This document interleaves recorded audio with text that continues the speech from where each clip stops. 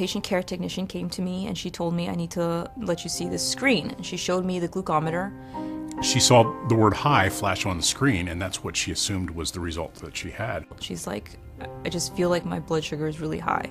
She's like, I don't feel good. I know my body. And so there wasn't really any suspicion that it would be low. And so when this error message comes up, it kind of confirmed that. So we rechecked her blood sugar, and the same thing popped up. So I covered her with some insulin, and I called the physician. And by the time I got her back in bed, she became like non-responsive. Ended up being a rapid response and requiring a transfer of the patient to the intensive care unit. Nurse had misread the glucometer and called the physician, asked for insulin on multiple occasions, and the patient had a severe hypoglycemic event and had to go to the ICU before it was caught. During the rapid response, we checked the glucose twice, I believe, and the same thing kept popping up, the screen that said glucose greater than 600. The next day is when I received the call that the whole time her blood sugar was actually critically low. Shortly after this particular incident, another nurse made the same error where the machine it was an actual low value, but the machine read off this alert saying for a high, do X, Y, and Z. It never came to mind that the glucometer was incorrect. It was probably the worst experience I've ever had in my professional career.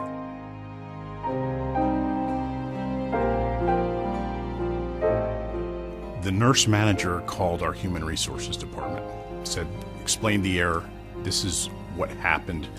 We didn't fully understand the ramifications of this piece of equipment and the message that it displayed. And they said, well, I think you need to suspend her until an investigation is completed. I felt like I was talked to like a 5-year-old. I wasn't talked to like an adult. I mean, I'm a nurse because I come to take care of people, I come to do my job. I'm very passionate about what I do. And for a long time, it really shook me. Like when I came to work, I was scared to like take care of patients, and I was really apprehensive about everything I was doing. I wasn't really confident anymore. It really shook me to the core. I questioned it with my boss, and she had the suggestion to invite some of the staff from the Human Factors Engineering Department in MI2 to come over and help us at least evaluate the process. I got a call from the chief nursing officer at one of our hospitals saying that they had a case. There was a design issue that might have contributed to the case, and they wanted us to take a closer look at it from a human factors engineering, safety engineering standpoint.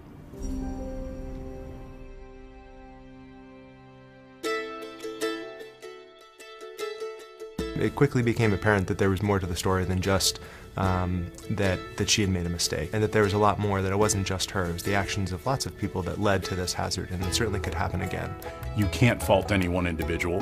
That's a process problem that needed to be addressed, and the more we thought about it, the more we decided that we needed to fix the process. The concept of high reliability, the concept of systems problems versus people problems, the concepts involved in human factors engineering. They become very familiar to us, those of us who are talking about them all the time. They're not as familiar to the people on the front lines. Our job is to be able to share that in an effective way, one in which they can actually use the tools and change outcomes. The leadership, when they saw our analysis of the case, they supported the fact that Annie should not have been disciplined, and they reversed the discipline. And that was doing the right thing, and I think that sent a very important message to the staff at this hospital, that the leadership supports them and takes the systems approach to managing error. There was a team there, and they were all like nodding, and they were all like validating. They were like, okay, so you know, you're not incompetent, everything you're saying makes complete sense. And it was just like, it's like I could take a breath and be like, okay, I'm not crazy. And then when I was told by my manager, she pulled me in her office after it, and she was like, we're going to take away the discipline. She was like, they actually said that we didn't treat you so fairly, and that made me feel better, and that was like a positive aspect of the experience. We need everybody in our system, actually everybody in the healthcare industry nationally, to understand the systems approach and understand just culture, so that when we have near misses and when we have small little noticed hazards and unsafe conditions that we encounter day to day in our job, that we report it and that we look for trends, and where we can, we fix the system so that the next time that same error or near miss happens, we won't injure a patient.